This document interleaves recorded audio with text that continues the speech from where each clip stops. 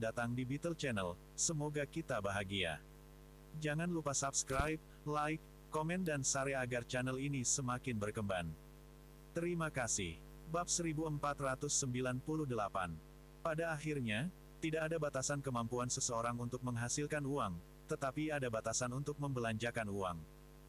Berbicara tentang ini, Jasper menunjuk Henry yang memanjakan diri dengan kesenangan dan berkata, Henry dapat menghabiskan ratusan ribu malam ini dengan mudah, tetapi jika Anda memintanya untuk menghabiskan 10 juta, dia tidak akan memiliki tempat untuk menghabiskannya bahkan jika dia memilikinya.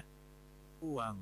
Berapa banyak yang bisa Anda makan untuk makan malam dan berapa banyak yang bisa Anda habiskan sebagai orang kaya baru di klub malam? Jika Anda tidak membeli sesuatu yang besar, ini semua akan dianggap sepele. Bahkan jika Anda membeli sesuatu yang besar, kemungkinan besar Anda hanya bisa memikirkan villa seharga puluhan juta dan mobil seharga jutaan. Oleh karena itu, semua orang, termasuk saya, menyukai uang dan hanya ingin melakukan satu hal dengannya.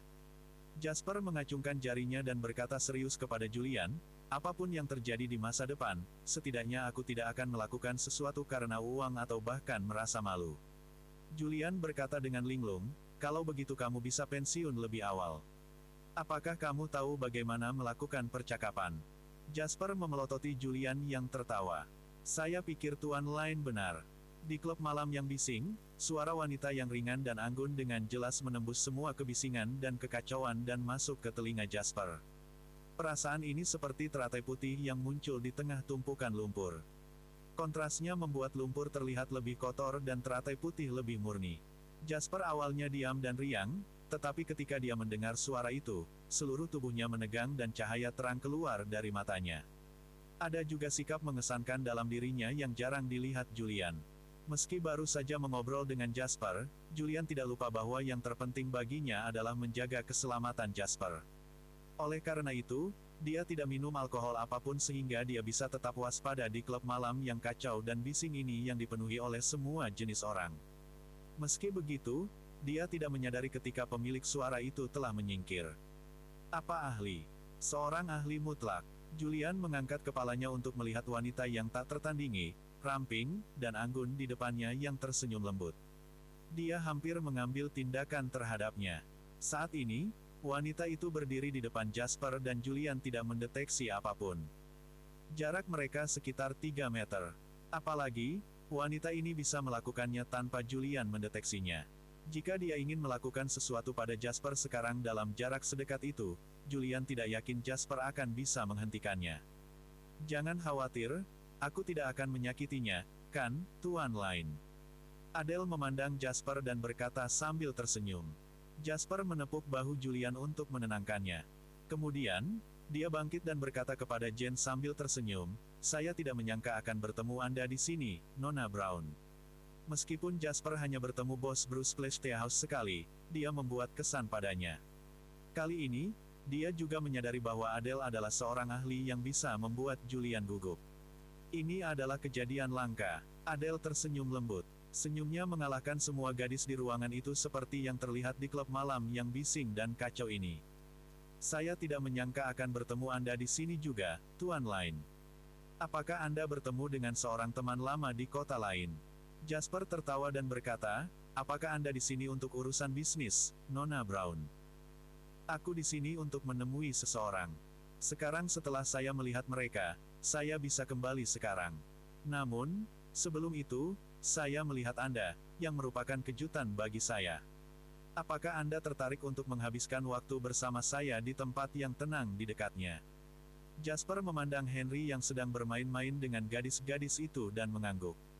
Dia berkata, suatu kehormatan diundang oleh wanita cantik seperti itu. Jasper pergi untuk memberitahu Henry tetapi pria itu bersenang-senang sehingga dia mengabaikan Jasper. Dia melambaikan tangannya untuk mengatakan dia mengerti dan kemudian kembali ke dada gadis itu untuk tersenyum. Sementara itu, Jasper meninggalkan klub malam yang bising bersama Julian dan Adele. Di sebuah kedai kopi tidak jauh, Adele meminta Jasper untuk duduk. Julian tidak duduk. Dia memutuskan untuk berdiri pada jarak yang tidak terlalu jauh. Bahkan 1 milidetik dalam pertempuran dengan seorang master itu penting. Jarak dan postur ini memudahkan Julian untuk menghadapi masalah yang tidak terduga.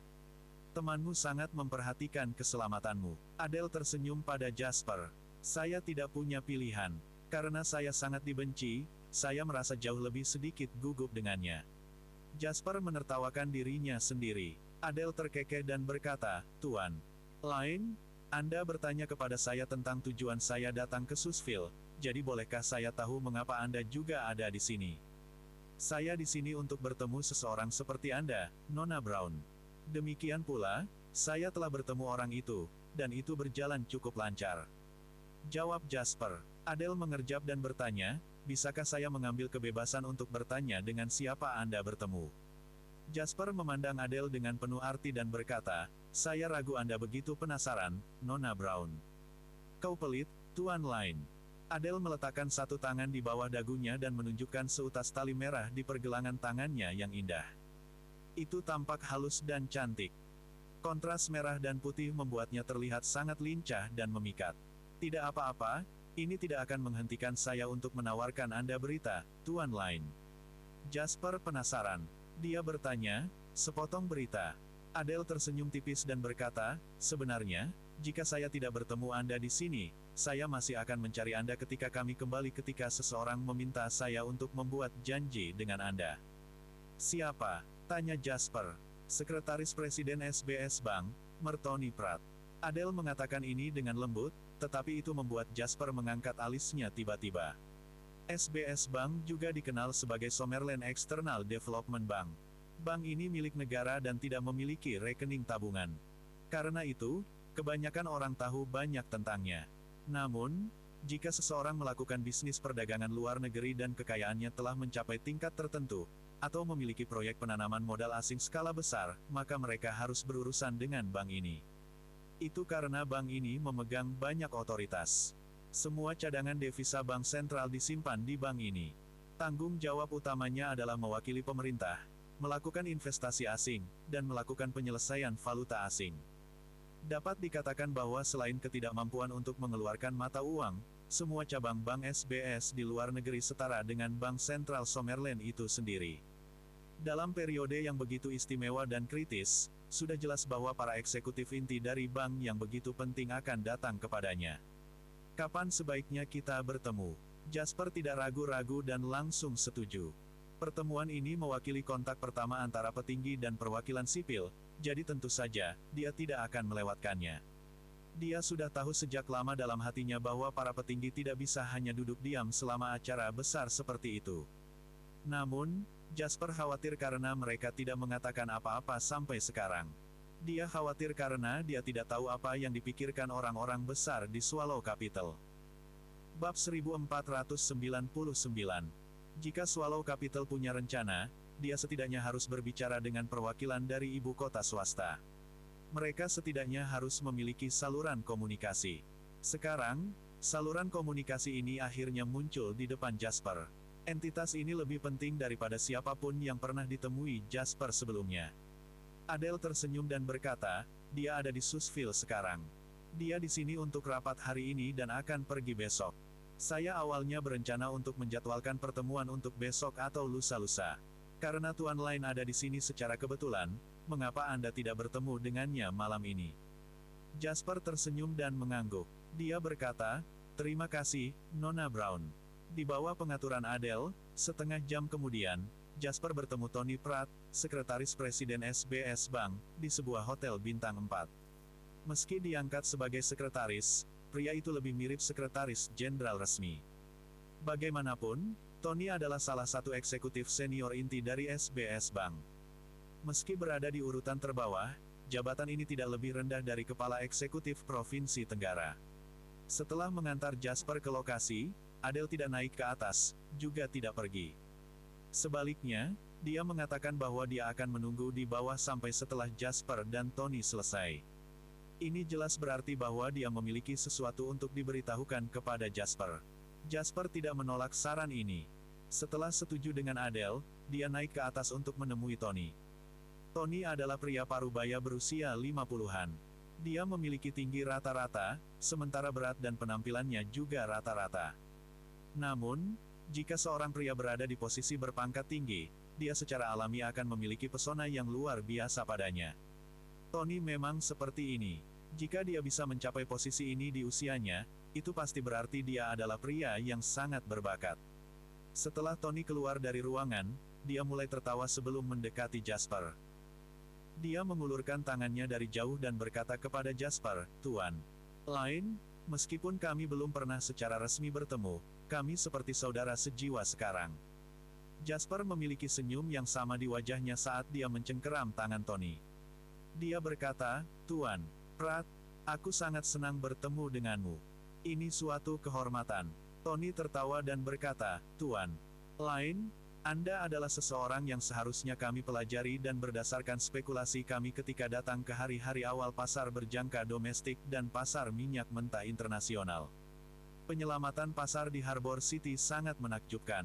Ketika Komisi Pengaturan Sekuritas dan saya sedang berkomunikasi dengan beberapa rekan lama dari Departemen Keuangan, kami terkejut ketika kami berbicara tentang Tuan Lane yang bahkan belum berusia 30-an.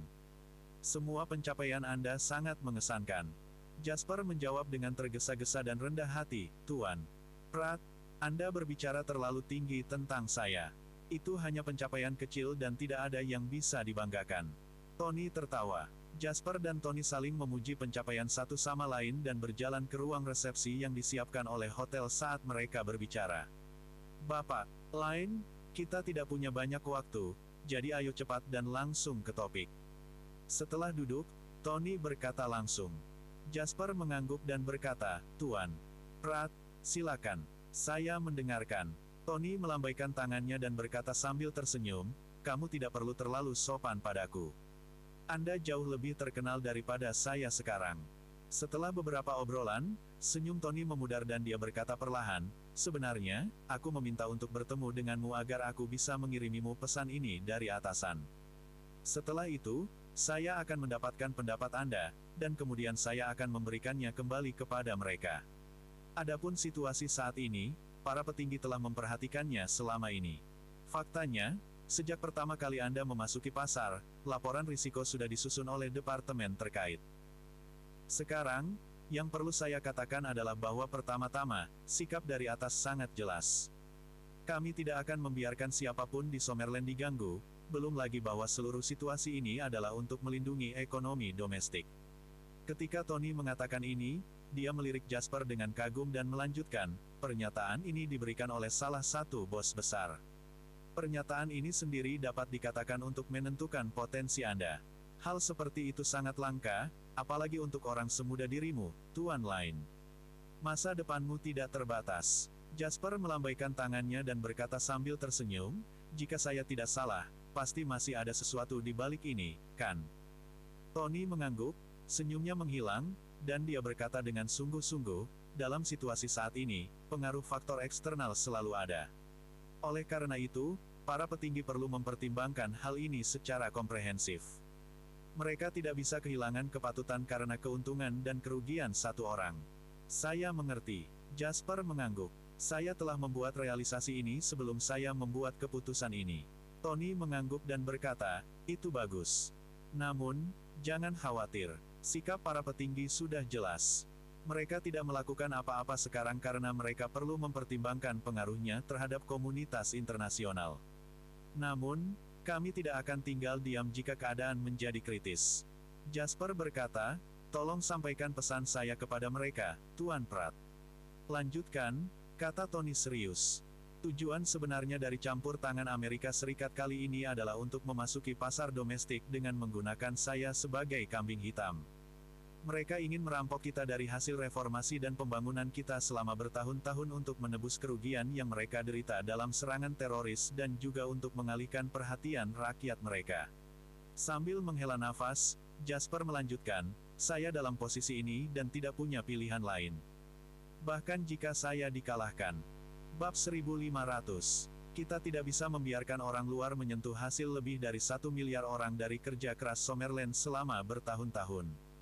Ini permintaan saya. Jadi, Tuan Pratt, tolong sampaikan atas nama saya."